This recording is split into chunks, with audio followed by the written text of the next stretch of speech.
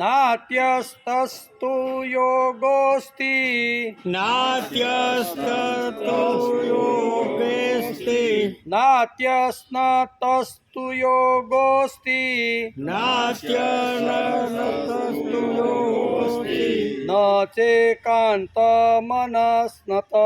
नेचाकान्तमनस्तत न चेकान्तमनस्नत न चेकान्तमनस्नत नात्यस्नतस्तु योगोऽस्ति न चेकान्तमनस्नत नायस्ततो योगोस्ति न चेकान्तमनस्नत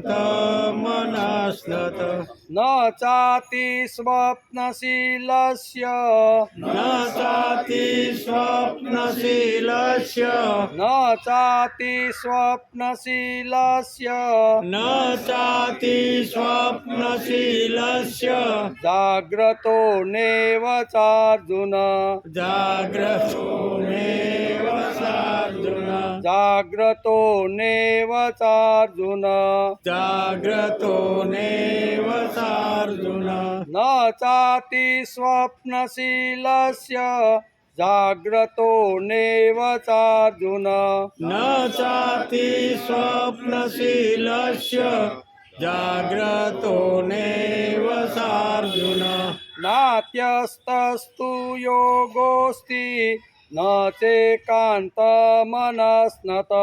न चाति स्वप्नशीलस्य जाग्रतो नेव चार्जुन नाच्यन्तस्तो योगो स्थित न चाति स्वप्नशीलस्य जाग्रतो नैव सार्जुनम् युक्ताहार विहारस्य युक्ताहार विहारस्य युक्ताहार विहारस्य युक्ताहार विहारस्य युक्तचेष्टस्य कर्मसु युक्तश्रेष्ठस्य कर्मसु युक्तचेष्टस्य कर्मसु युक्तश्रेष्ठस्य कर्मसु युक्ताहार विहारस्य युक्तचेष्टस्य कर्मसु युक्ताहार विहारस्य युक्तश्रेष्ठस्य कर्मसु युक्तस्वप्नवबोधस्य युक्तस्वप्नावबोधस्य युक्तस्वप्नावबोधस्य युक्तस्वप्नावबोधस्य युक्तस्वप्नावबोधस्य योगो भवति दुःखः योगो भवति दुःखः योगो भवति दुःखः योगो भवति दुःखः युक्तस्वप्नावबोधस्य योगो भवति दुःखः युक्तस्वप्नावबोधस्य योगो भवति दुःखः युक्ताहार विहारस्य युक्तचेष्टस्य कर्मसु युक्तस्वप्नावबोधस्य योगो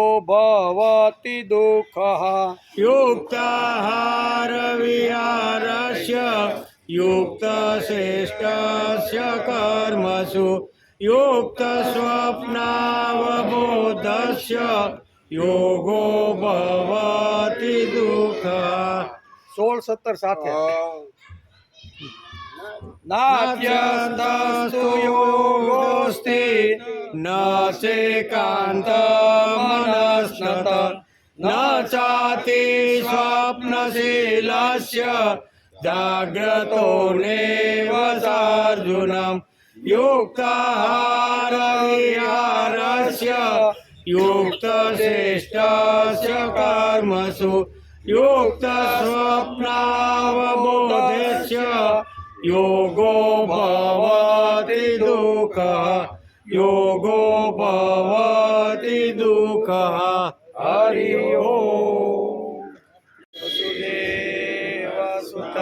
દેવં કંસચાણૂરમર્દનમ દેવકી પરમાનંદમ કૃષ્ણં વંદે જગદ્ગુરુ ગુરુર્બ્રહ્મા ગુરુર્વિષ્ણુ ગુરુદેવો મહેશ્વર ગુરુર્સાક્ષાત પરબ્રહ્મ તસ્મૈ શ્રી ગુરુવે નમઃ નારાયણં નમસ્કૃત્યં નરં ચૈવ નરોત્તમં દેવીં સરસ્વતી વ્યાસં તતો જયમુદીરયેત તતો જયમુદીરયેત.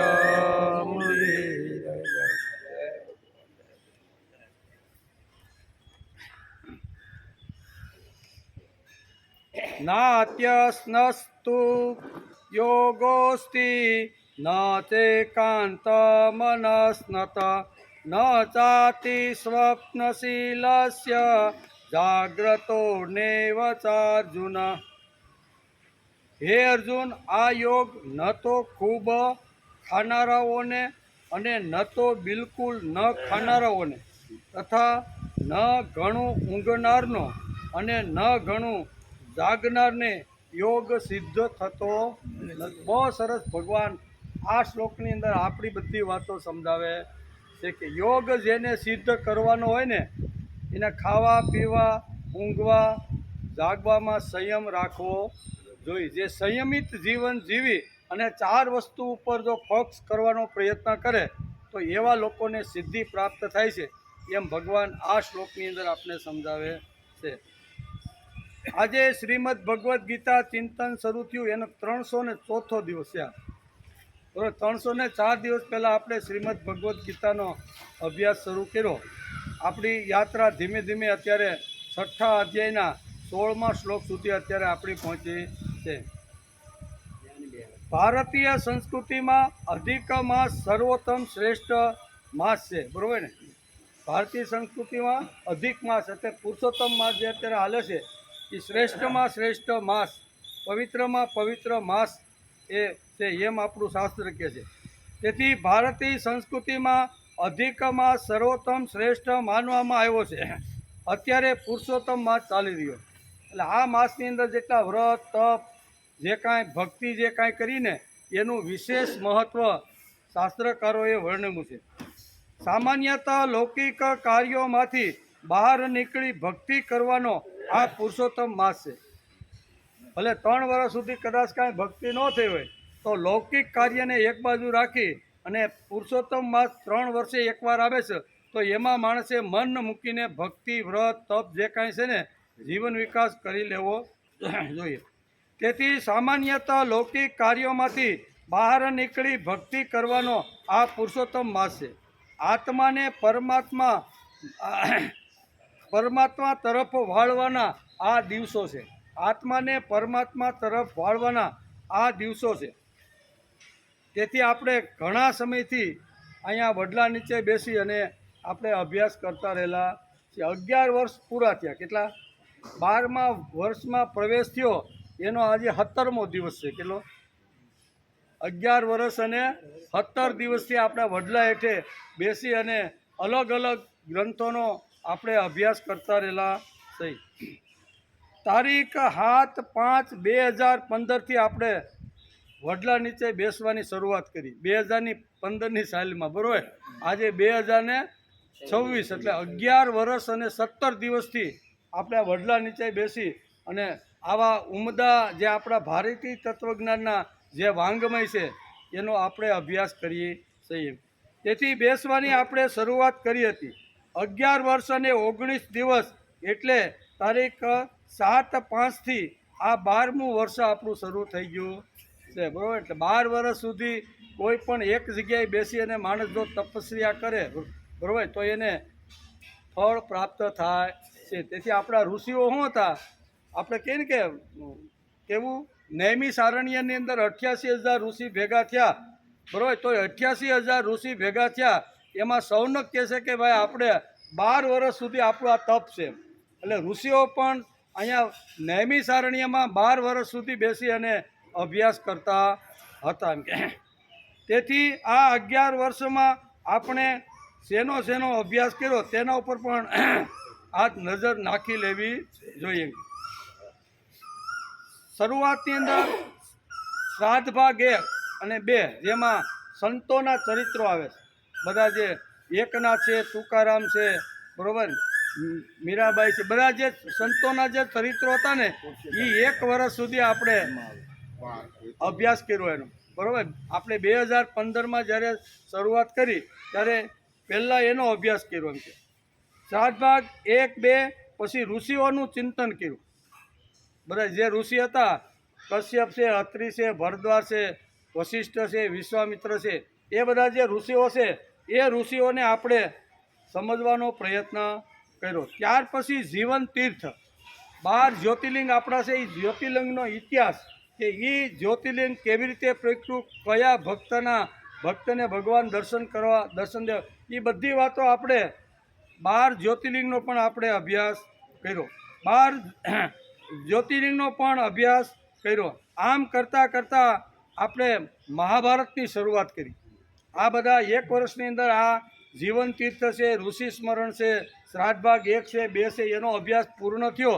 ત્યાર પછી આપણે મહાભારતની શરૂઆત કરી. મહાભારતનો અભ્યાસ 1008 દિવસ સુધી ચાલ્યો. કેટલો?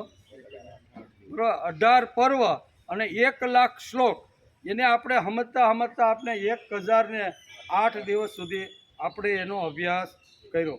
ત્યાર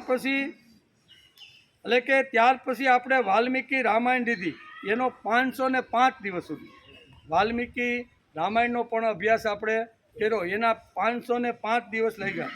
ત્યાર પછી શ્રીમદ ભાગવત પુરાણની શરૂઆત કરી, એના 342 દિવસ લાગ્યા, બરાબર ને. એ 12 કેવા કહેવાય? 12 સ્કંદ, બરાબર ને. અને 18,000 શ્લોક, એનો અભ્યાસ કરતાં આપણે 342 દિવસ લાગ્યા. અને ત્યાર પછી આપણે શ્રીમદ ભગવદ્ ગીતાની શરૂઆત કરી, એને આજે 304 દિવસ થયા. એટલે ટોટલ આપણે 2460 દિવસ, કેટલા? આ વટલા હેઠે 2459 દિવસથી બેઠા છીએ. કેટલા? શરૂઆતના જે ખેલાડી છે એને ખબર છે કે અહીંથી આપણે શરૂઆત કરી. હવે આટલા દિવસ સુધી આપણે બેસવું અને રોજ નવા વિષયોની સાથે આપણે અભ્યાસ કરવો, એ તો ખૂબ અઘરું છે. કથાકારનું હોય, આજે મને ભાવનગરમાં 7 દિવસની ભાગવત કરી, કોઈ કે ભાઈ અમરેલીમાં આવીને કરજો. એટલે અમરેલીમાં જે ભાવનગરમાં કર્યું હોય એ પપુડી ત્યાં વગાડવાના. અમરેલીમાં જે કર્યું હોય તો જુનાગઢ વાળો હોય કે અમારે ત્યાં ભાગવત કરજો, તો એ પપુડી પાછી એનું થાય કે નહીં? તમે જોયો કોઈ પણ જગ્યાએ આ થાય છે. પણ આપણે તો 2460 દિવસથી અલગ અલગ વિષયો ઉપર અલગ અલગ અભ્યાસ કરવાનો પ્રયત્ન કર્યો છે. તેથી 304 દિવસથી ગીતાનો અભ્યાસ ચાલે છે. તેમાં કર્મયોગ, જ્ઞાનયોગ અને ભક્તિયોગ, આ 3 જ યોગ ભગવાને ગીતાની અંદર વ્યવસ્થિત સમજાવવાનો પ્રયત્ન કર્યો છે.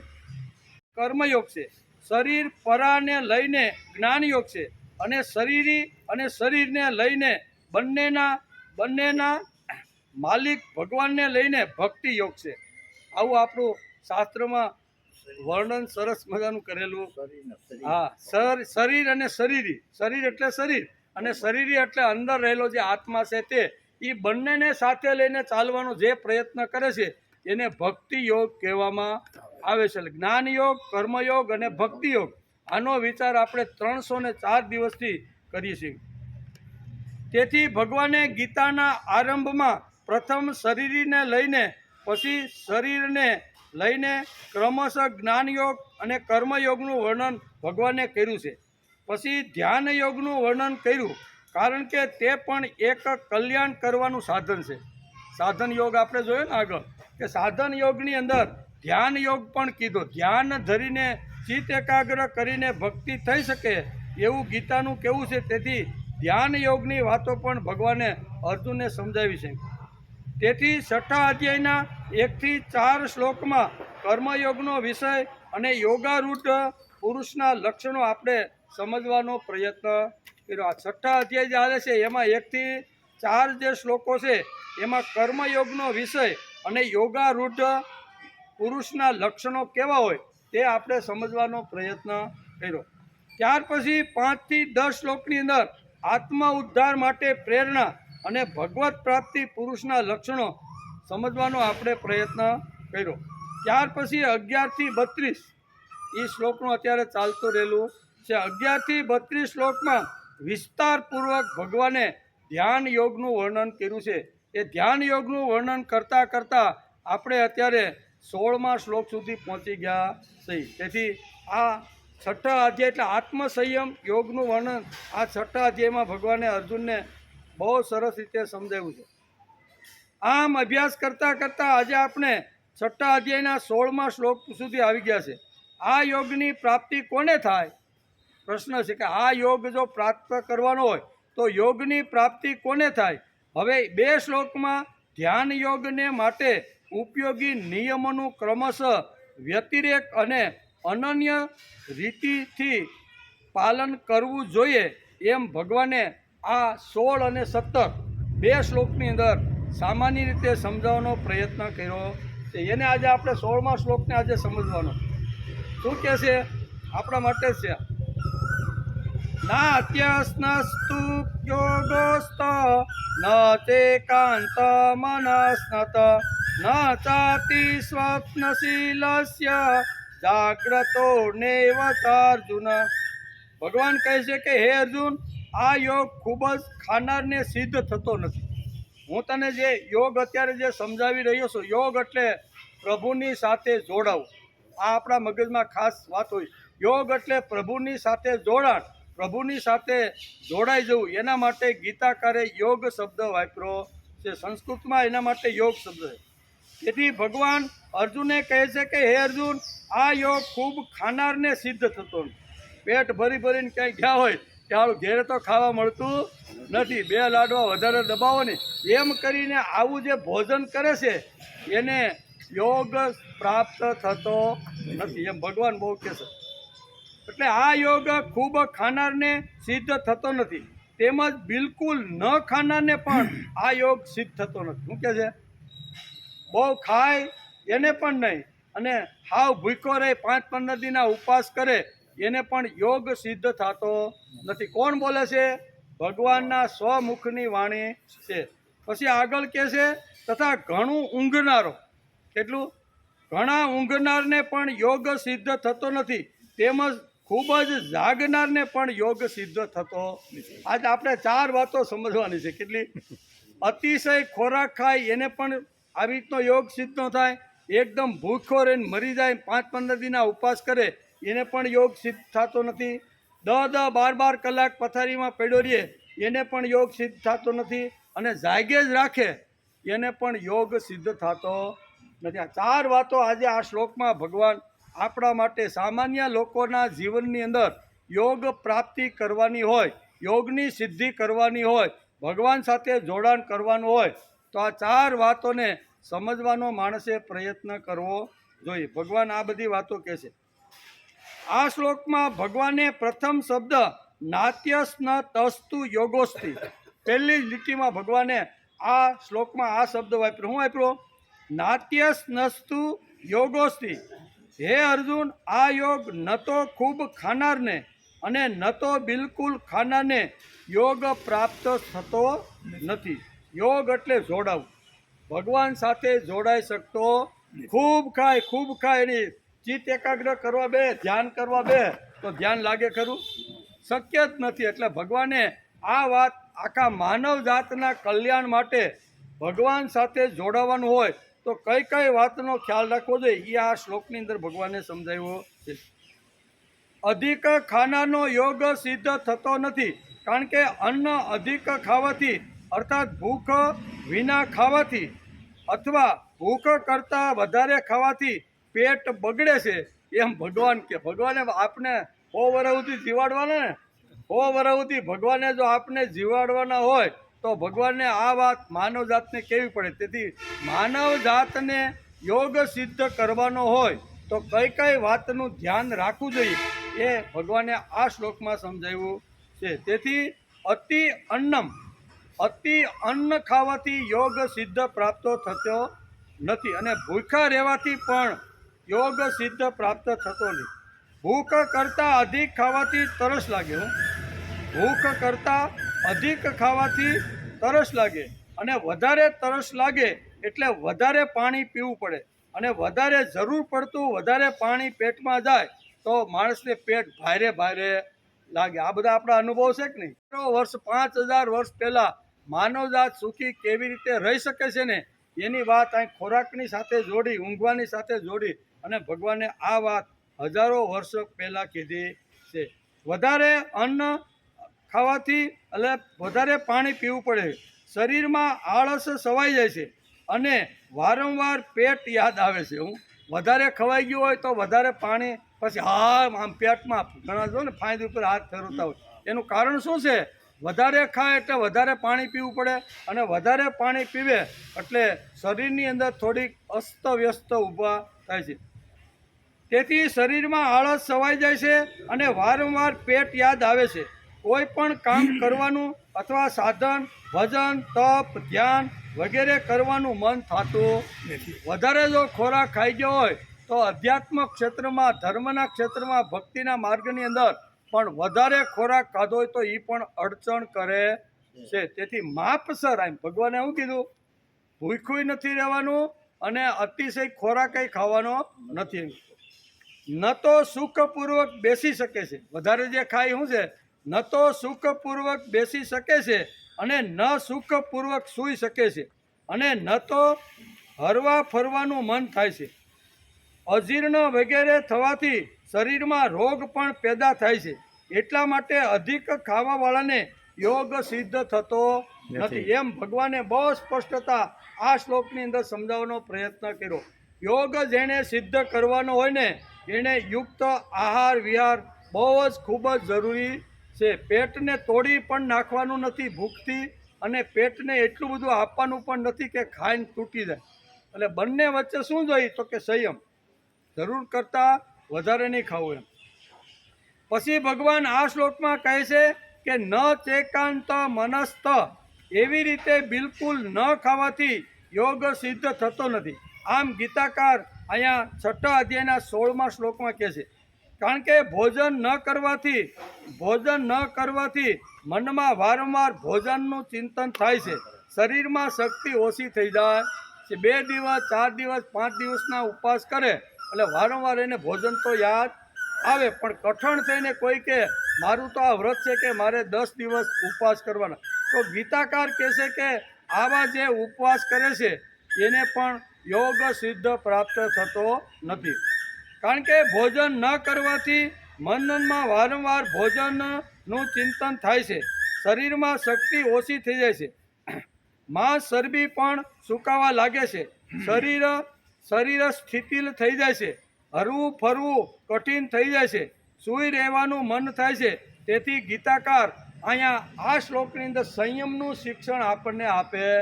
સંયમ રાખવાનો, ખાવાનું, પીવાનું, ઊંઘવાનું, જાગવાનું અથવા જે કાંઈ આપણે પ્રવૃત્તિ કરી એની અંદર ભગવાન સંયમનું શિક્ષણ આપણને બધાને આપે છે. જીવવું ભારે થઈ જાય છે. બેસીને અભ્યાસ કરવાનું કઠિન છે. મન પણ થતું. અતિશય જો ખવાઈ ગયું હોય તો અને 2-4 દિવસના ભોજન વગર ઉપવાસ થઈ ગયા હોય તો આ બધી તકલીફો શરૂ થાય. એમ ભગવાન અર્જુનને અહીંયા યોગ સિદ્ધિ માટે કઈ વાતનો ખ્યાલ રાખવો જોઈએ એ ભગવાન અર્જુનને કહે છે. પણ અર્જુનને નિમિત્ત બનાવી અને માનવ જાતને ભગવાન આ સંદેશો આપે છે. આથી ચિત્ત પરમાત્મામાં લાગતું નથી, ધ્યાન લાગતું નથી. પછી એવા પુરુષને યોગ કેવી રીતે સિદ્ધ થાય? ભાઈ બિલકુલ ખાતો નથી, ઉપવાસ કરે છે અને પેટ તોડીને ખાઈ નાખે છે. એ બંનેને કોઈ દિવસ યોગ પ્રાપ્ત થતો નથી. એમ ભગવાન આ 6 અધ્યાયના 16મા શ્લોકમાં કહે છે. પછી ભગવાન આગળ કહે છે કે ન ચાતી સ્વપ્નશીલસ્ય. 4 વાતો ભગવાને આજ આપણે આ શ્લોકમાં સમજાવવાની છે. 2 વાતો આપણે સમજી લીધી. એમાં બંનેમાં સંયમ રાખવાની વાત ભગવાને સાંકેતિક ભાષામાં આપણે સમજાવી દીધું કે પેટ તૂટી જાય એટલું ખાવ નહીં, અને ભૂખથી આખા શરીરની અંદર માંસ અને ચરબી ઓછી થઈ જાય ને શરીર ગળી જાય અથવા આવું થાય એવું પણ તમે કરો નહીં. એમ આ પહેલી લીટીની અંદર ભગવાને આ વાત સમજાવી. બીજી લીટી સમજાવતા ભગવાન કહે છે, પછી ભગવાન આગળ કહે છે કે ન ચાતી સ્વપ્નશીલસ્ય, જેનો વધારે સુવાનો સ્વભાવ હોય છે તેનો પણ યોગ સિદ્ધ થતો નથી. વધારે સુવાય નહીં. તેથી આપણા શાસ્ત્રમાં ધર્મ, અર્થ, કામ અને મોક્ષ આ 4 પુરુષાર્થ આપણા શાસ્ત્રકારોએ આપને સમજાવ્યા છે.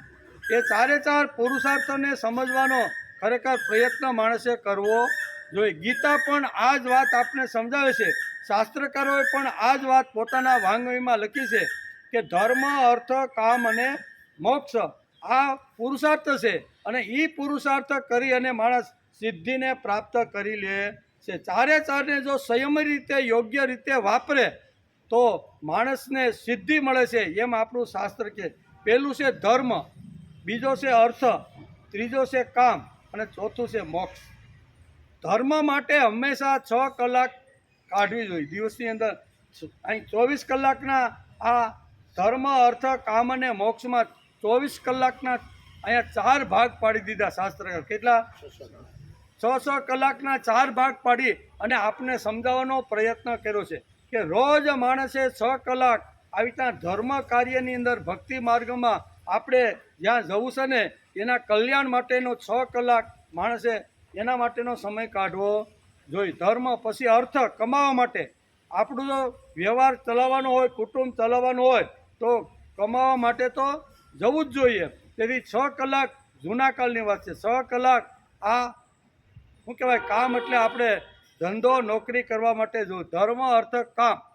ધર્મ, અર્થ એટલે પૈસો કમાવા માટે. કામ એટલે નાના મોટા ઘરના વ્યવહારિક જે કાંઈ આપણા નાહવાનું છે, ધોવાનું છે, ખાવાનું છે, થોડા મહેમાન આવ્યો તેને સંભાળ, આ બધા 6 કલાક સુધીનો એનો સમય વાપરવાનો, બરાબર. અને 6 કલાક મોક્ષ એટલે એનો અર્થ ઊંઘ. કેટલી? 6 કલાક ઊંઘ, 6 કલાક ધંધા માટે, 6 કલાક વ્યવહાર માટે અને 6 કલાક અધ્યાત્મ ભક્તિ માટે. એટલે 6 શોકને 24 કલાક થઈ ગયા. તો 24 કલાકનો ખૂબ જ વ્યવસ્થિત ભગવાને આપણે આ વાત સમજાવવાનો. ભગવાન આ જ વાત કહે છે કે શું કહે છે કે પછી ભગવાન આગળ કહે છે કે ન ચાતી સ્વપ્નશીલસ્ય, જેનો વધારે સુવાનો સ્વભાવ હોય છે તેનો પણ યોગ સિદ્ધ થતો. 6 કલાકથી વધારે જે સૂવે એનો યોગ ક્યારેય સિદ્ધ થતો નથી. એને જે સૂતા હોય છે ને 8-10 કલાક કે 11 કલાક, એના ઘરમાં જાય એ માણસ બીમાર જ હોય. કંઈ નાની વસ્તુ હોય ને તો એ બીમારમાં જ પડ્યો. હાલવાની તકલીફ, ખાવાની તકલીફ, કાંઈ દરરોજ સવારમાં ઉઠીને કે મને આજે આ થઈ ગયું. કારણ કે 11 કલાક સુધી જો માણસ પથારીમાં પડ્યો હોય તો એને પછી રોગ ભેળવાઈ ન જાય તો શું કરે?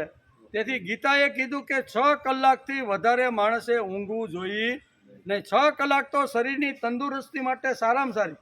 કદાચ કાંઈ માણસને કાંઈ અગવડ હોય ને 1-2 કલાક વધારે સૂઈ લે, કોઈ બીમાર પડ્યો હોય ને ડૉક્ટરે કીધું કે આરામ ભાઈ તમે થોડોક કરજો, તો એ એક વાત આખી જુદી છે. પણ જો તંદુરસ્તી રાખવી હોય, યોગ સિદ્ધ કરવો હોય ને તો 6 કલાકથી માણસે વધારે ઊંઘવું જોઈએ નહીં. તેથી ન ચાતી સ્વપ્નશીલસ્ય, જેનો વધારે સુવાનો સ્વભાવ હોય છે તેનો પણ યોગ સિદ્ધ થતો નથી. તેથી ધર્મ, અર્થ, કામ અને મોક્ષ આ પ્રમાણે શાસ્ત્રકારોએ 6 કલાકના 4 વિભાગ પાડી દીધા છે. એ પ્રમાણે હાલવાનો માણસે પ્રયત્ન કરવો જોઈએ. તો પ્રશ્ન પાછો એ થાય, કળિયુગનો અર્જુન છે ને એ પાછો ભગવાનને પૂછે કે ભગવાન તમે તો આ 5000 વર્ષ પહેલાંની વાત કરી, પણ આ કળિયુગમાં કાંઈ 6 કલાકે ધંધામાં કાંઈ થતું નથી. 6 કલાક તો અમારા આમ તેમ હરવા ફરવામાં હોયા, ધંધે પૂગી તા હોયા જાય. તો ભગવાન કૃપા કરીને કાંઈક કરો નહીં. ત્યારે ભગવાન કે કાંઈ વાંધો નહીં. ધર્મ આપણો મોટો ભાઈ છે. કેવો ધર્મ? કેવો છે? મોટો ભાઈ. મોટા ભાઈ પાસે માગણી કરીએ તો થોડું ઘણું આપે કે નહીં? એટલે કે જા એની પાસેથી તારે જો વધારે તને 6 કલાક ધંધામાં ઓછા પડતા હોય તો મોટા ભાઈને તું કે. એટલે ધર્મ પાસે જઈને કહેશે કે ભાઈ 2 કલાક આપો ને. ભગવાન કે કાંઈ વાંધો નહીં, આપણે તો 4 કલાક તો ધર્મ કે ઘણું બધું છે. એટલે આપણા એવા 8 કલાક આવી ગયા કે નહીં? 8 કલાકમાં ઘણી વાર આમ તેમ કરવા મળે. ભાઈ 8 કલાક ભાઈ બહુ ઓછા થાય, બરાબર. અમે તો મશીન જેવા થઈ ગયા છીએ. બરો 8 કલાકે કાંઈ પેટ ભરાતું પણ પેટ કેવડું છે એ જ ખબર નથી પડતી. આપણું પેટ કેટલું મોટું છે એ પણ આપણે હજી ખબર પડતી નથી. બરાબર, એટલે પેટને ખોરાક તો ઓછો જોઈએ છે પણ બીજી બધી વસ્તુની ખૂબ જ જરૂરિયાત વધી ગઈ છે. એટલે માણસની દોડધામ વિદ્યાનું કારણ શું છે કે ખાવા કરતાં બીજું હરવા ફરવા હાથે જે કાંઈ છે ને એની જરૂરિયાત માણસને ભોગ વિલાસની વધી ગઈ છે. તેથી 6 કલાકે થાય નહીં, ધર્મ કે હાલ વાંધો નહીં, એટલે 8 કલાક. તોય ઓછા નામે ધર્મ માટે દિવસની અંદર માણસે 4 કલાક તો કાઢવા જોઈએ. હજી ઘણી વાર કહે ને કે કામવાળો કે ભગવાન હજી કાંઈક થોડું કામ તેમ કરો નહીં, કાંઈ વાંધો નહીં, ધર્મ બહુ ઉદાર છે એ કે હજી 2 કલાક એની પાસેથી લઈ લે. એટલે ધર્મ પાસે રહી 2 કલાક અને આ ભાઈ પાસે રહી 10 કલાક, એટલે 10 કલાક કરો તો કાંઈ વાંધો નહીં. પણ ઓછા નામે દિવસની અંદર 2 કલાક માણસે પોતાના કલ્યાણ માટે, પોતાના વિકાસ માટે, પોતાને જ્યાં જવાનું છે ને એની તૈયારી માટે રોજ માણસે 2 કલાક તો આવી રીતનો અભ્યાસ અને આવી રીતનું મનન ચિંતન કરી લેવું જોઈએ. તેથી કારણ કે વધારે સુવાથી સ્વભાવ બગડી જાય છે. બહુ હુતાય છે ને સ્વભાવ છે ક્રોધ ભરેલો. ઘરની અંદર કોઈ નાનું મોટું કામ સીંધે આડું થઈ ગયું ને સમજાણું હોય ને એટલે એ તમારે ધમ પસાડા કરતા હોય. એટલે કે કારણ કે વધારે સુવાથી સ્વભાવ બગડી જાય છે. પોતાના મનની વિરુદ્ધ કોઈ વાત જાય તો તરત જ ક્રોધ આવી જાય છે. માણસના મનની વિરુદ્ધ કોઈ પણ વાત જાય તો સીધો એને ક્રોધ આવી જાય. એટલે ખુરશી મનની વિરુદ્ધ કોઈ વાત આવે તો તરત માણસને ક્રોધ ચડી જાય. પોતાને ન ગમતી વાત સમાજ હોય, કુટુંબ હોય, વ્યવહારમાં કોઈ જો આપણે કરે અને આપણે જો આવી રીતનો જો સ્વભાવ હોય તો સીધો ક્રોધ ચડી જાય છે. અર્થાત વારંવાર નિંદ્રા સતાવે છે. પથારીમાં પડ્યા રહેવામાં સુખ અને બેઠેલા રહેવામાં પરિશ્રમ માલુમ પડે છે આપને. વધારે પડતું સૂઈ રહેવાથી ગાઢ નિંદ્રા પણ આવતી નથી. ગાઢ નિંદ્રા ન આવવાથી સ્વપ્નો પણ ખૂબ જ આવતા રહેલા છે. તેથી સમયસર સૂવો અને સમયસર ઉઠો. 6 કલાકથી વધારે આપણું આપણે ગીતાનું તો માનવું પડે કે નહીં? કદાચ આપણે બીજા મારા તમારાનું કોઈ ન માને તો હાલે, પણ શ્રીમદ ભગવદ્ ગીતા અહીંયા સંયમની વાત સમજાવીને આ 4 વાતો આપણે સમજાવે છે. ખાવાની અંદર, જાગવાની અંદર, પછી ખૂબ ભૂખ્યા રહેવાની જે પણ વાત છે એની પણ વાત ભગવાન અહીંયા સમજાવે છે. વધારે પડતું સૂઈ રહેવાથી ગાઢ નિંદ્રા પણ આવતી નથી. ગાઢ નિંદ્રા ન આવવાથી સ્વપ્નો આવે છે. સંકલ્પો વિકલ્પો થતા રહે છે. શરીરમાં આળસ ભરાય આવે છે.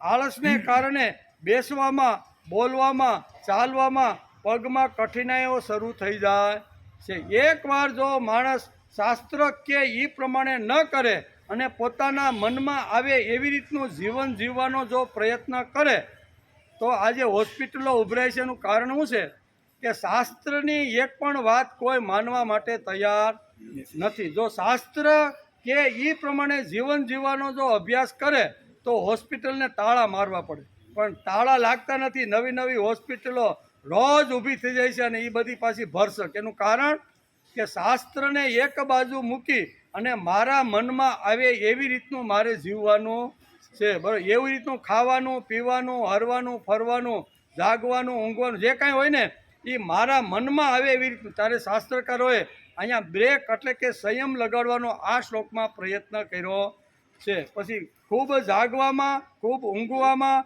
ખૂબ ખાવામાં અને ખૂબ ભૂખ્યા રહેવામાં કેટલી અગવડો થાય છે તે શ્રીમદ ભગવદ્ ગીતા આપને સમજાવે છે. તેથી આળસ થવાથી શરીરમાં રોગો પ્રવેશ કરે છે. તેથી વ્યાવહારિક કામો, આધ્યાત્મિક કામોમાં પણ તકલીફ પડે છે. આ બધું જો અનિયમિત હોય ને વધારે અથવા ઓછા પડતું હોય ને તો માણસના આધ્યાત્મિક અગવડો માણસને પડે છે. આથી તે યોગનો અભ્યાસ પણ કરી શકતો નથી. પછી યોગની સિદ્ધિ કેવી રીતે પ્રાપ્ત થાય? આ 4 વાતોમાં જો સંયમ ન હોય તો યોગની સિદ્ધિ પ્રાપ્ત થતી નથી. અને યોગની સિદ્ધિ પ્રાપ્ત ન થાય તો માણસને સિદ્ધિ કેવી રીતે મળે? પછી ભગવાન આગળ કહે છે કે જાગ્રતો નેવ ચાર્જુન. હે અર્જુન, જાગ્રતો નેવ ચાર્જુન. હે અર્જુન, જ્યારે અધિક સુવાથી યોગની સિદ્ધિ થતી નથી તેમ બિલકુલ ન સુવાથી પણ યોગની સિદ્ધિ થતી નથી. ઘણા તો 2-2 3-3 રાત ખેંચી કાઢે એ આપણા શરીર ઉપર અસર થાય એટલે આપણે યોગ એટલે કે ધ્યાન અને ચિત્ત એકાગ્ર કરી શકતા નથી. તેથી એટલું બધું જાગવું ન જોઈએ કે માણસને આવી રીતની અગવડ થાય. કેમ કે આવશ્યક નિંદ્રા ન લઈએ, અધિક જાગવાથી બેસતી વખતે નિંદ્રા સતાવશે. તેથી તે યોગનો અભ્યાસ નહીં કરી. બહુ જાગ્યો હોય ને ખુરશી ઉપર આવ્યો તો બગા ખાય કે નહીં, ઝોલા આવે બગા આવે, એમ થાય કે હાલો હવે 2 રાતનો ઉજાગરો તો છે પણ વડલા હેઠે જઈને બેસી. પણ ખૂબ જાગ્યો હોય તો અહીં ઝોલા આવે કે નહીં, આળસ થાય, બગાસ આવે, બધું થાય. અને ગીતાકાર આપણે આ બહુ સરસ રીતે સમજાવવાનો પ્રયત્ન કરે છે. જેણે યોગની અંદર સિદ્ધિ પ્રાપ્ત કરવાની હોય, જેણે ભગવાનના ખોળામાં જઈને બેસવાનું હોય ને, એ માણસે 4 વસ્તુનું ધ્યાન રાખીને એને સંયમિત કરવાનો પ્રયત્ન કરવો. બધાને કેન્સલ કરવાના નથી, પણ બધા ઉપર સંયમ રાખવાનો. ખાવામાં સંયમ, જાગવામાં સંયમ, બરાબર. પછી આવી રીતનો હરવા ફરવામાં સંયમ રાખવો જોઈએ. તેથી સાત્વિક મનુષ્યોમાં પણ ક્યારેક સત્સંગનો, સાત્વિક ઊંડી વાતોનો, ભગવાનની કથાઓનો અથવા ભક્તોના ચરિત્રનો વિચાર કરતાં કરતાં ઘણીવાર ઊંઘ ઉડી જાય અને સવાર થઈ જાય ખબર પડતી. રાતના 10 વાગે ઘણીવાર ભજન કીર્તનમાં માણસ જાય અને ભગવાનના ચરિત્રો આવતા હોય, સંતોના ચરિત્રો આવતા હોય, એની અંદર એટલું મન મૂકીને માણસ ડૂબી ગયો હોય તો સવારના 6 કેમ થઈ જાય ખબર પડતી નથી. પણ આવું જો કરતો હોય તો ગીતાકાર કહેશે કે એના મન ઉપર બિલકુલ અસર થતી નથી. શા માટે? તો એ કે જાગ્યો છે કોના માટે? તો કે સંતોના ચરિત્રો સાંભળવા માટે. ભગવાનના મુખારવિંદની વાણી સાંભળતા સાંભળતા કદાચ આખી રાતનો જો ઉજાગરો કરવો પડે તો આવા લોકોને એના મન ઉપર અસર થતી ના. કેમ બાપા સવારે ક્યાં ગયા હતા? હાથી આગતા હોય ને કે ભાઈ ગઈકાલે આખી રાત ભજન હતા ને, પણ સવારે સીધું મોઢું ધોઈને શિરામણ કરીને સીધો વાડી આવી અને બપોર સુધી ગમકાવે કે નહીં? નકર અસર થવી જોઈએ કે નહીં? જાયગા હોય એની અસર થવી જોઈએ. પણ શાસ્ત્રકારો છે, ભજન છે, કીર્તન છે, ઋષિઓના શું કહેવાય ચરિત્રો છે, સંતોના ચરિત્રો સાંભળતા સાંભળતા કાનની અંદર એટલી સરસ વાતો જવા લાગે કે સવાર પડતા ખબર લાગે. પણ સવારે શિરામણ કરીને સીધો હાથે જાય કે નહીં? આવા તો ઘણા બાપાને મેં સાંભળ્યા છે. એ કે ભાઈ અમારી 2 રાતનો ઉજાગરો ને ભજન કરવાના હોય ને એટલે બાપાને કીધા, બાપા તો ના જ પાડે પણ અમે નીકળી જાય. પછી સવારે સીધા બાપા હુતા હોય ને ત્યાં આવીને શિરામણ કરીને પાછા વાળીએ. તો અસર થવી જોઈએ કે નહીં? પણ આમાં અસર થતી નથી. પણ રાજનીતિક નશે અથવા ગામ કપાટા મારવામાં જો માણસ જાગૃત કરે તો એની શરીર ઉપર 100% અસર થાય છે. તેથી કથા વગેરે કહેતા કે સાંભળતા જ્યારે રસ કે આનંદ આવે ત્યારે તેમને પણ નિંદ્રા નથી આવતી અને ઉજાગરો પણ નડતો નથી. પરંતુ તેમનું જાગવાનું જુદું જ હોય છે. ભજન કીર્તનમાં જે માણસ બેઠો છે એનું જાગવાનું કાંઈક જુદું જ હોય છે. અર્થાત રાજકીય અને તામસી વૃત્તિવાળાનું જેવું જાગવાનું હોય છે તેવું જાગવાનું આ સાત્વિક અને સજ્જન લોકોનું હોતું નથી. એમાં બંનેમાં ફરક છે. નહીં તો ઘણી વાર ભગવાન તો ગીતામાં બહુ જાગવાની ના પાડી છે. અને પાછી એક વાત એમ કહે છે કે ભાઈ અમે ભજન કીર્તનમાં સવારે 6 થઈ જાય તો ખબર પડતી નથી. તેથી આ બંનેમાં ફરક છે. જાગવામાં તેવા સાત્વિક મનુષ્યોને જે આનંદ મળે છે તેમાં તેઓને નિંદ્રાનો વિશ્રામ મળી જાય. જો આવ્યું ને, નિંદ્રાનો વિશ્રામ મળી જાય, નિંદ્રાનો આરામ મળે. શેમાંથી? કથા, ભજન અને સંતોના ચરિત્રો સાંભળી અને એને આરામ વિશ્રામ મળી જાય છે. તેથી પછી એને ઝોલા કે ઝોકા આવતા નથી. આથી રાત્રે જાગરણ કરવાથી તેઓને બાકીના સમયે નિંદ્રા સતાવતી નથી. એટલું જ નહીં, તેઓનું એ જાગવું પણ ગુણાતીત થવામાં સહાયરૂપ છે. એટલે કે જાગરણ અને ઉજાગરણમાં ખૂબ જ મોટો ફરક. ઉજાગરો કરવો એ જુદી વાત છે અને જાગરણ કરવું એ પણ જુદી વાત છે. ભગવાનના કીર્તન, ભગવાનનું ભજન, ભગવાન માટેની ધૂન, ભગવાન માટેનું ચરિત્ર સાંભળતા જો સમય પસાર થઈ જાય અને સવારના 6 વાગી જાય તો એને શાસ્ત્રકારો જાગરણ કહે છે. પછી આપણા ઘણા જાગરણ આવે ને બેનુના, એને જગાડવા માટે કાં તો ફિલ્મના થિયેટરમાં બે અથવા ગંજી પત્તાના પાના લઈને બે, શેરીમાં આમ તેમ દોડે, એને શું કહેવાય? ઉજાગરો કહેવાય. એને જાગરણ કહેવાતું નથી. જાગરણ પણ જુદું અને ઉજાગરો પણ જુદો, બંનેમાં ફરક છે. જાગરણની અંદર માણસને અંદર આત્મિક શક્તિ મળે છે, તેથી દિવસ દરમિયાન એને થકાવટ લાગતી નથી. અને જેણે ખાલી ઉજાગરો જ કર્યો હોય ને એને પછી આપણે સવારે 10 વાગે ઉઠ એ કે હુવા દો આખી રાત જાગ્યો છે એને હવે 12 વાગ્યા પછી જગાડો, કેક નહીં. આ બેયમાં આટલો મોટો ફરક છે. તેથી ભગવાન બહુ સરસ રીતે આ 4 વાતો આપને સમજાવવાનો પ્રયત્ન કરે છે. પણ પાણીનો ટાઈમ થઈ ગયો. 16માં 4 વાતો ભગવાને યોગ સિદ્ધિ માટે કઈ કઈ વાતનું ધ્યાન રાખવું જોઈએ ને એ 4 વાતો ભગવાને આ શ્લોકમાં સમજાવવાનો પ્રયત્ન કર્યો કે એનો વિચાર હાલતો રહેલો. તેથી એવી જ રીતે સાધક ભક્ત લોકો ભગવાનના નામ જપમાં, ધ્યાનમાં, કીર્તનમાં અને ભગવાનના વિરહમાં ઘણીવાર ભોજન કરવાનું પણ ભૂલી જાય છે. એને ભૂખ લાગતી એવા સમયની અંદર આ શાસ્ત્રકારો થોડી ઘણી છૂટ આપણને આપે છે. પણ રાજકીય અને જરૂરિયાત વગરનું જાગવું ને જરૂરિયાત વગરનું ખાવું એના ઉપર ભગવાન આ વાત આપને સમજાવે છે. અને તેઓને ભૂખ ન લાગે તો તેઓ અનસનત ન ખાનારનો નથી, કારણ કે ભગવાન તરફ લાગી જવાથી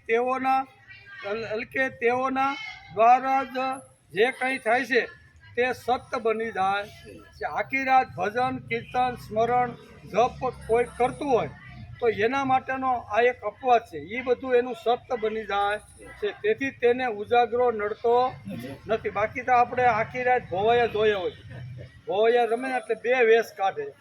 હવે તો એક થઈ ગયો છે, પણ આ જૂના જમાનામાં 2 વેહ હોય. અને હવાને છેલ્લે તો ઓલી રામ રાવણનું યુદ્ધ થવાનું હોય ને તો એમાં તો બધાય એટલે અને પછી ઘેરે આવીને પછી વાડીએ તો જવાનું જ હોય. શિરામણ કરવા બેહાડે એટલે મારા બાપા કહે છે ને કે ઓલે બાજુમાં થાળી હટાવી લે એટલે ઓલા આમ કરે, પાટલા ઉપર કરે. એવી સ્થિતિ આવે ક્યારે તો કે ઉજાગરો કર્યો હોય તો, જાગરણ કરે તો એવી સ્થિતિ ઊભી થતી નથી, એમ શાસ્ત્રકારોને કહેવાનું. જેમને યોગ સાધવાનો છે તેના માટે મૂર્તિ પૂજાની વાત ખૂબ જ આવશ્યક છે. ચિત્ત એકાગ્રતામાં ભગવાન જોડે એટલે કે ફિઝિયોલોજિકલ મેરેજ અંગ્રેજીમાં એની કહે છે. મનથી તદરૂપ થવાનું છે, ભગવાનની સાથે મનને જોડવાનું એટલે ભગવાન સાથે લગ્ન કરવાનું, બરાબર. મનના ભગવાનની સાથે લગ્ન કરવા. હે અર્જુન, આ યોગ ખૂબ ખાનારાને સિદ્ધ થતો નથી, તેમજ બિલકુલ ન ખાનારને પણ આ યોગ સિદ્ધ થતો નથી. ઘણું ઊંઘનાર અને ઘણું જાગનારાઓને પણ આ યોગની અંદર સિદ્ધિ મળતી નથી. એમ આ શ્લોકની અંદર ભગવાને બહુ સ્પષ્ટતા કરી છે કે જેણે યોગમાં સિદ્ધિ મેળવવાની હોય, ભક્તિ કરી, ધ્યાન કરી, ચિત્ત એકાગ્ર કરીને ભક્તિ કરવાની હોય, તેણે સંયમિત જીવન રાખવાનો પ્રયત્ન કરવો જોઈએ. ચિત્ત એકાગ્ર એટલે કે છૂટે પછી તેણે જીવન વ્યવહાર પણ કરવો પડે છે. તો તે વ્યવહાર કેવી રીતે કરવો એ પણ ભગવાન આ શ્લોકની અંદર સમજાવે. માનો કે સવારે 4 વાગે ઉઠ્યા, નાહી ધોઈને 5 વાગે ભગવાનની સામે બેસી ગયા, 1 કલાક ચિત્ત એકાગ્ર ધ્યાન ધર્યું, ભગવાનની સાથે મનને જોડી દીધું અને મન જોડ્યા પછી શરીર તો પાછું જાગવાનું કે નહીં, એમાંથી પાછું બહાર આવે તો બહાર આવે એટલે નાના મોટા વ્યવહાર કરવાના કે નહીં, એ વ્યવહાર કેવી રીતના કરવાના ને એ પણ ભગવદ્ ગીતા આપણે સમજાવે છે. કોઈને લાડ કરવા પડે, ચિત્ત એકાગ્ર કરીને પોતાનો વ્યવહાર શરૂ થાય ત્યારે કોઈને લાડ પણ કરવા પડે અને કોઈને લપડાક પણ મારવી પડે. આડા આવડા કોઈ હાલતા હોય અથવા ખોટી જગ્યાએ સમયનો મિસયુઝ કરતા હોય તો લપડાક પણ મારવી પડે. દુનિયાવી વ્યવહાર કેવી રીતે કરવો તે આપણે ગીતા સમજાવે. શું છે કે ધ્યાન ધરીને ગીતા કહે છે કે ચિત્ત એકાગ્ર કરી અને જ્યારે પાટલા ઉપરથી માણસ જ્યારે ઉઠે છે ત્યારે દુનિયાવી વ્યવહાર તો એને કરવાના જ હોય છે, બરાબર. પણ જ્યાં સુધી ચિત્ત એકાગ્ર આપણે કરીએ છીએ ત્યાં સુધી કોઈ પણ પ્રકારનો વ્યવહાર આપણી સામે ન હોવો જોઈએ. સદા યોગી યુજ્જત, એમ ભગવાને એક શ્લોકમાં આ શબ્દ હોય, સદા યોગી યુજ્જત. એ સમજણ આવ્યા પછી તેણે માણસે જેના વ્યવહારમાં પરિમિતતા સંયમ લાવવો પડશે તો જ તે ભક્તિ કરી શકતે. ભક્તિ કરવાની હોય તો જીવનની અંદર સંયમ ખૂબ જ આવશ્યક. ખાવું, પીવું, રહેવું, બોલવું, ઉઠવું, જાગવું, ઊંઘવું, એમાં બધામાં સંયમની ખૂબ જ આવશ્યકતા છે, બરાબર ને. એટલે ગીતા કોઈ આપણે પૂછે કે શ્રીમદ ભગવદ્ ગીતા 700 શ્લોક લખાયેલા છે, એમાં એક જ શબ્દમાં જો ગીતા કેવી હોય તો કઈ રીતે કહી શકાય? તો કે ગીતા સંયમ સમજાવે છે. એક જ શબ્દમાં ગીતાને આખી જો સમજવી હોય તો ગીતા માણસને સંયમ સમજાવે છે. કોઈ પણ જગ્યાએ, કોઈ પણ વ્યવહાર, કોઈ પણ કામ, કોઈ પણ ધંધો, કોઈ પણ ભક્તિ, કોઈ પણ ઉઠવું બેસવું, એની અંદર સંયમ ભગવાન આપને સમજાવે છે. તેથી અતિ ખાવાવાળા માણસથી ચિત્ત એકાગ્ર થઈ શકે નહીં, અને ખાવાનું છોડી દે તો પણ ચિત્ત એકાગ્ર ધ્યાન થાય. બહુ ખાય તો પણ ન થાય, અને ભૂખ્યો રહે 2-3 દિવસના ઉપવાસ કરીને ભગવાનની સામે બેસે તો પણ માણસને ભક્તિ થઈ શકતી નથી. તેથી જેને ભક્તિ કરવાની છે, જેને સાધના કરવાની છે, જેને જ્ઞાનયોગ અને કર્મયોગ દ્વારા પ્રભુના પગ સુધી જેને પહોંચવાનું છે ને, એણે જીવનમાં સંયમ રાખવો જોઈએ, એમ આ શ્લોકની અંદર ભગવાન આપને સમજાવે છે. 7 દિવસના ઉપવાસ કરે છે, સ્વાસ્થ્ય માટે કદાચ ફાયદાકારક હશે, પરંતુ તેને આધ્યાત્મિક કિંમત નથી, એમ શ્રીમદ ભગવદ્ ગીતા સમજાવે. 2 દિવસ કે 7 દિવસ કે અઠવાડિયું, ઘણા તો 30 દિવસના ઉપવાસ કરે. અમારા વિસાવદર તાલુકામાં એક ઘટના બની ગઈ. 30 દિવસના ઉપવાસ કર્યા, બરોબર ને, અને પછી અસ્યુતમ કેસ્યુતમ 30 દિવસ અમારા તાલુકામાં જ એક આ ઘટના બનેલી છે. એટલે આ ગીતા કહે છે કે જે ખૂબ જ ઉપવાસ કરે છે અને ખૂબ ભૂખ્યો રહે છે ને, એ ગીતાને માન્ય બિલકુલ જ નથી. એ વાત ગીતાને માન્ય નથી. કેટલાક લોકો 7 દિવસના ઉપવાસ કરે છે, સ્વાસ્થ્ય માટે કદાચ 1-2 દિવસના ઉપવાસ કરે તો એ સ્વાસ્થ્ય માટે ખૂબ સારું છે. એ ગીતા ના પાડતી નથી. તેથી તો 11 આવી ભાઈ, મહિનામાં 2 એકાદશી આપણા શાસ્ત્રકારોએ આપને પૂર્વજોએ આપેલું કારણ શું છે કે આપણું સ્વાસ્થ્ય સારું રહે. 14 દિવસ સુધી ઘણું બધું આવી રીતનું સંયમિત રીતે જેવું હોય તો પણ ઘણીવાર ગડબડ ઊભી થતી હોય છે. તો 1 દિવસનો પાણી પીને ઉપવાસ કરી નાખો ભાઈ, ફક્ત પાણી પીવાનું, એટલે શરીરની અંદર જે કાંઈ કચરો મેલ જે કાંઈ હોય એ આખા દિવસમાં ભૂખ્યા રહેવાથી સાફ થઈ જાય. આ આપણા શાસ્ત્રકારોએ સમજાવ્યું છે. પણ 7 દિવસ કે 11 દિવસ કે 15 કે 30 દિવસના ઉપવાસ કરી પેટને તોડી અને મૃત્યુ પામવું, એ આપણી ભારતીય સંસ્કૃતિને, શ્રીમદ ભગવદ્ ગીતાને માન્ય નથી. તેથી આ ગીતાને માન્ય નથી, પરંતુ તેને આધ્યાત્મિક કિંમત પણ નથી. જે લાંબા ઘણા સમય દિવસો સુધી ઉપવાસ કરે છે એ આધ્યાત્મિક ક્ષેત્રમાં અને ભગવાનને પણ માન્ય નથી. માણસ ન ખાય તે તેનો સંયમ છે. આમ ગીતાકારનું આ શ્લોકમાં સ્પષ્ટ રીતે સમજાવ્યું છે. માણસે જે કાંઈ કરવાનું હોય એની અંદર સંયમ રાખવાની ટેવ પાડવી જોઈએ. અહીંયા આ શ્લોકમાં ભગવાન અન્નશ્રત એક શબ્દ વાપરે છે, એટલે ન ખાનારનો એટલો અર્થ સીમિત નથી. ખાલી પેટમાં ન ખાવું એટલો અર્થ ભગવાને સીમિત આ શ્લોકમાં કીધો નથી. ભગવાનને આ શબ્દ ફોડતા આગળ કહેવાનું છે, શું કહેવાનું છે? અર્થ સીમિત નથી. ભગવાને આ શ્લોકમાં બધી ઇન્દ્રિયોને સંયમિત રાખવાની પણ વાત કરી. ખાલી ખાવાની વાત ભગવાન કરતા નથી. 5 જ્ઞાનેન્દ્રિય, 5 કર્મેન્દ્રિય અને 11મું જે મન છે, એ 11 ઇન્દ્રિયોને સંયમિત રીતે ઉપયોગ કરવાની વાત ભગવાન આ શ્લોકમાં સમજાવે છે. તેથી જુદી જુદી ઇન્દ્રિયોના જુદા જુદા આહારો છે, ખોરાકો છે. આપણી બધી જે ઇન્દ્રિયો છે ને, એ બધા ઇન્દ્રિયોના અલગ અલગ આહાર, અલગ અલગ ખોરાકો છે. દાખલા તરીકે માણસ નિસર્ગ જોતો બેસી રહે તે યોગ્ય નથી. તેમાં પણ તેણે સંયમ જાળવવો. 1 કલાક 2 કલાક જાય, જંગલમાં જાય, વહેતા ખરના પાસે બેસે, બરોબર, હિમાલયના ટોચ ઉપર જાય અને બરફમાં આચ્છાદિત બરફમાં ધ્યાન ધરે, એ 1-2 કલાક માટે જરૂરી છે. પણ ત્યાં બેસીને સમય પૂરેપૂરો ત્યાં જ બેસીને આ નિસર્ગનો અભ્યાસ કરવો એ શાસ્ત્રને માન્ય. એમાં પણ માણસનો સંયમ હોવો જોઈએ. તેથી નિસર્ગનું સૌંદર્ય જોયા પછી તેને મગજમાં સ્થિર કરવો. માનો કે હિમાલયની અંદર 4 ધામની યાત્રા કરવા માટે ગયા, યમનોત્રી છે, ગંગોત્રી છે, કેદારનાથ છે અને બદ્રીનાથ. આમ હિમાલયના 4 પવિત્ર તીર્થ સ્થાનો છે. માણસ 10 દિવસ જો હિમાલયમાં ફરે તો 4 તીર્થ સ્થાનની અંદર આપણે ફરી રહી. આવો નિસર્ગનો ઓળો હિમાલયના આવા રીતના પડેલો, પણ એની અંદર આવ્યા પછી 10 દિવસ નિસર્ગને જોયા પછી ખળખળ વહેતા ઝરણા, બરફથી આચ્છાદિત શિલાઓ, આ બધું જોયા પછી જ્યારે પાછા સુરત આપણે આવીને ત્યારે સવારે જ્યારે ધ્યાન કરવા બેસીને ત્યારે આપણે જે 10 દિવસની અંદર જેટલું યાદ રહ્યું હોય ને એને વાગોળવાનો પ્રયત્ન કરવો. આને કહેવાય ધ્યાન. નિસર્ગની અંદર ધ્યાન ધરવું એટલે શું કરવું? તો કે નિસર્ગનો મને જે 10 દિવસમાં અનુભવ થયો ને એ મારી આંખની સામે, માનો કે 70-80 દ્રશ્યો 10 દિવસના આંખની સામે આવ્યા. ક્યાંક ખળખળ વહેતા ઝરણા હશે, ક્યાંય બરફ છેલ્લા ઉપર પડેલો છે, કોઈ આવી રીતની ગુફાઓ છે, કોઈ વૃક્ષો ઉપર આવી રીતના બરફ, આવા અનેક પ્રકારના દ્રશ્યો આપણે જોયા છે. એમાંથી માનો કે 60-70 દ્રશ્ય 10 દિવસમાં જોયા, ઘરે આવ્યા, આંખ બંધ કરીને ભગવાનની સામે બેસા, તો એમાંથી જેટલા 5-10 જેટલા આપણે યાદ રહ્યા હોય ને એને યાદ કરવાનો. આ આપણી આંખ અને આપણા મનનો ખોરાક છે. તેથી બધી જ ઇન્દ્રિયોને બધી જ રીતે ખોરાક આપવો જોઈએ.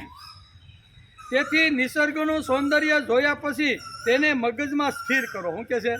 એને સ્થિર કરો. 2-5 ઝરણા જોયા હોય, બરોબર, પ્રકૃતિ જોઈ, ખળખળ વહેતી ગંગા જોઈ, અલકનંદાનો ધોધ આપણે જોયો હોય, અથવા ગંગાજીનું જ્યાં પ્રાગટ્ય થયું છે જ્યાં આપણી નજર ગઈ હોય અને એ જો મનમાં બરોબર ફિટ થઈ ગયું હોય ને તો અહીંયા બેસીને ગંગાજીના પ્રાગટ્ય, ગંગાજી જ્યાંથી પ્રગટ થયા છે એ બધું જોવાનો પ્રયત્ન કરવો જોઈએ. તેથી નિસર્ગનું સૌંદર્ય જોયા પછી તેને મગજમાં સ્થિર કરો. મગજમાં કોઈ પણ વિષય સ્થિર કરવાથી માણસની ધારણા શક્તિ વધી જાય. કોઈ પણ જોયા પછી ધારણા શક્તિ માણસની, ધારણ એટલે ધારણ કરવું. કોઈ પણ વિચાર, કોઈ પણ કૃતિ, કોઈ પણને જો ધારણ કરવાનું હોય તો એ શક્તિ આનાથી વધે છે.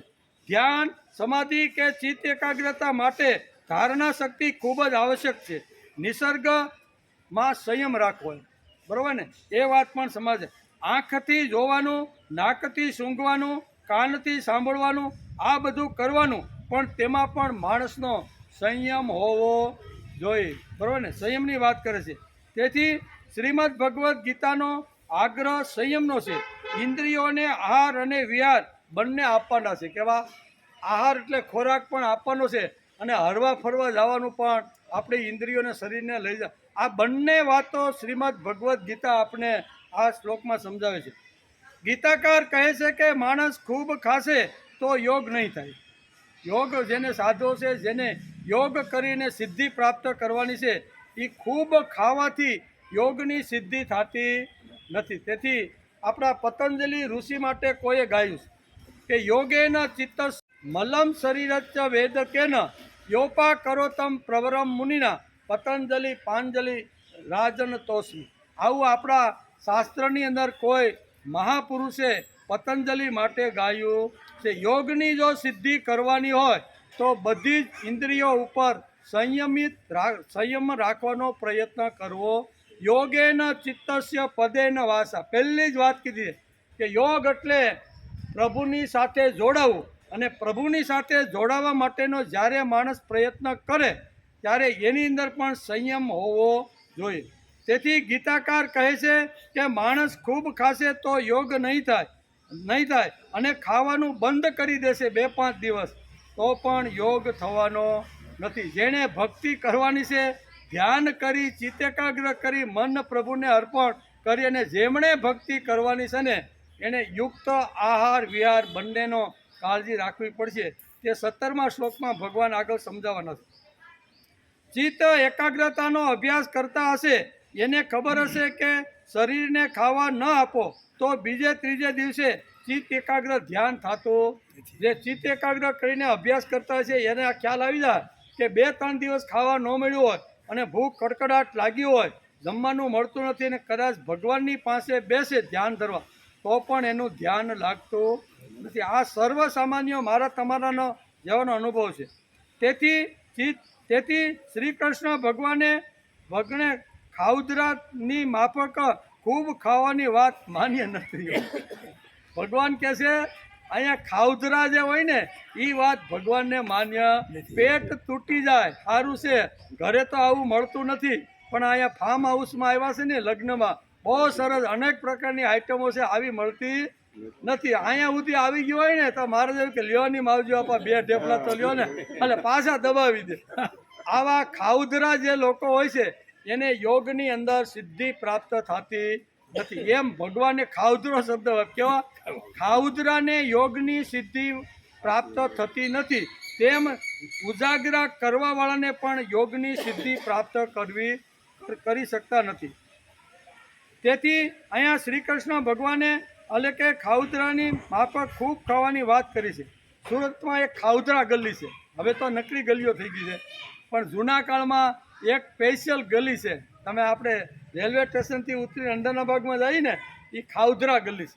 ત્યાં તમને રાતના 11 વાગ્યા પછી જાઓ તો સવારના 4 વાગ્યા સુધી જે વસ્તુ જેવી જ્યારે જેટલી માગો ને એટલે અહીંયા લોકોની ખાવા માટેની લાઈન હોય. કેવી અમે એમાં ખાસ તો 12 વાગ્યા પછી એમ કેવી 12 વાગ્યા પછી તમારે જો ઓર્ડર આપો ને તો અડધી કલાકે તમારા 5 ડીશ આવે. આટલી બધી ત્યાં ગીરદી, એનું નામ છે શું? ખાઉધરા ગલી. ખાઉધરા ગલી એટલે ભગવાને કીધું ખાઉધરા જે હોય ને એને યોગમાં સિદ્ધિ પ્રાપ્ત થતી. બધામાં સંયમ એમ ખાવું પીવું ઉઠવું બોલવું ચાલવું વ્યવહાર એ ભગવાન આ શ્લોકની અંદર આપણે આ વાતો સમજાવે છે. ચિત્ત એકાગ્રતાનો અભ્યાસ કરતા હશે એને ખબર હશે કે શરીરને ખાવા ન આપો તો બીજે ત્રીજે દિવસે ચિત્ત એકાગ્ર ધ્યાન માણસનું થતું નથી. તેથી ચિત્ત એકાગ્રતા સવારે થાય તે માટે ખાવું પડશે. સવારે આપણું 4 વાગે ઉઠી નાહી ધોઈને ભગવાન પાસે બેસી તો આપણું મન ભગવાનમાં લાગે ને એટલા માટે એને યોગ્ય અને યુક્ત આહાર આપવો જોઈએ. આપના રૂપે શરીર બગડતું હોય તો ભલે 1-2 દિવસ ઉપવાસ કરે એનો વાંધો નહીં. તંદુરસ્તી માટે જો કદાચ ડૉક્ટરે ભલામણ કરી હોય તો 1-2 દિવસ ઉપવાસ કરવા એ આરોગ્ય માટે ખૂબ સારું છે. પણ હું આ ઉપવાસ કરીને ભક્ત બનું, હું આધ્યાત્મિક છું કે હું ધાર્મિક છું, તો એ શ્રીમદ ભગવદ્ ગીતાને માન્ય નથી. બીજા જેને માન્ય હોય એને ભલે હોય, પણ ભગવાનને આ વસ્તુ માન્ય નથી. તેથી એટલે કે પણ તેનું કંઈ આધ્યાત્મિક મૂલ્ય નથી. ઉજાગરા કરે અથવા ખૂબ જાગે અથવા ખૂબ ઊંઘે તો એ ભગવાનને માન્ય નથી. એમાં ગીતાકાર આ શ્લોક ઉપર ભાર દઈને કહે છે ખાવાનું અને જાગવાનું પણ સંયમિત હોવું. આ 4 વાતો ભગવાને આ શ્લોકમાં સમજાવી છે. એ 4 વાતો આજે આપણે સમજવાનો પ્રયત્ન કરી અને જીવનમાં લાવવાનો પણ પ્રયત્ન કરી તો આપણી તંદુરસ્તી સારી રહે. ને કે આળસ છે, પ્રમાદ છે, ઊંઘ છે, કોઈ બોલાવે તો ગમે નહીં, બરાબર, ક્રોધ ચડી જાય એવો સ્વભાવ ક્યારે થાય તો કે ખૂબ ઊંઘતા હોય તો, ખૂબ ખાતા હોય તો આ અસર આપણા શરીર ઉપર થાય છે. શ્રી કૃષ્ણ ભગવાનનું તત્વજ્ઞાન કંઈક જુદું છે. તત્વજ્ઞાનીની દ્રષ્ટિથી ભ્રાંત ગણાય. તેથી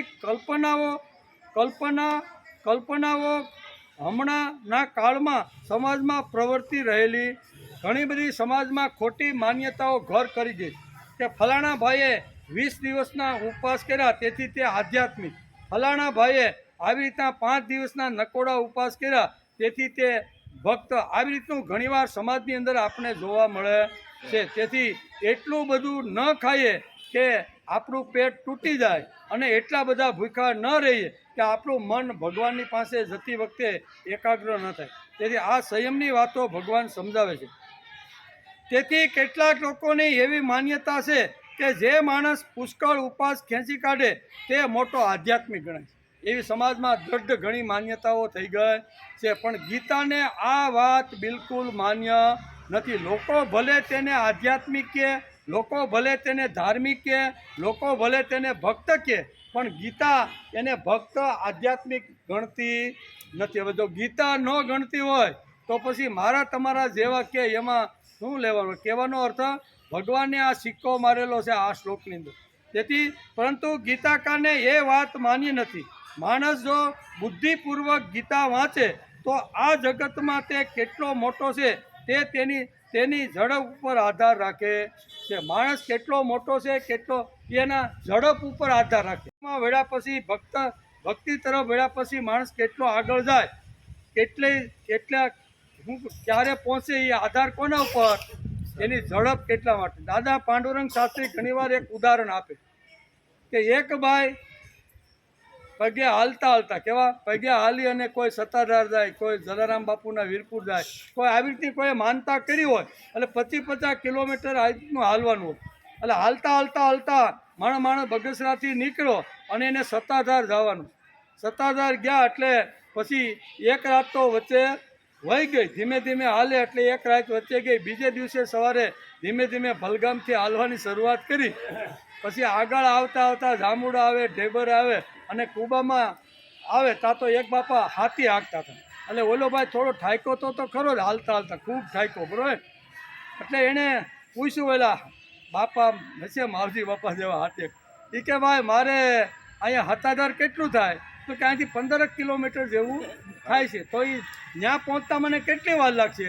એટલે બાપાએ માવજી બાપા કાંઈ જવાબ આપ્યો નહીં. બીજી વાર એ પૂછ્યું કે ભાઈ અહીંથી આ 15 કિલોમીટર અંતર કાપતા મને કેટલો વાર લાગશે?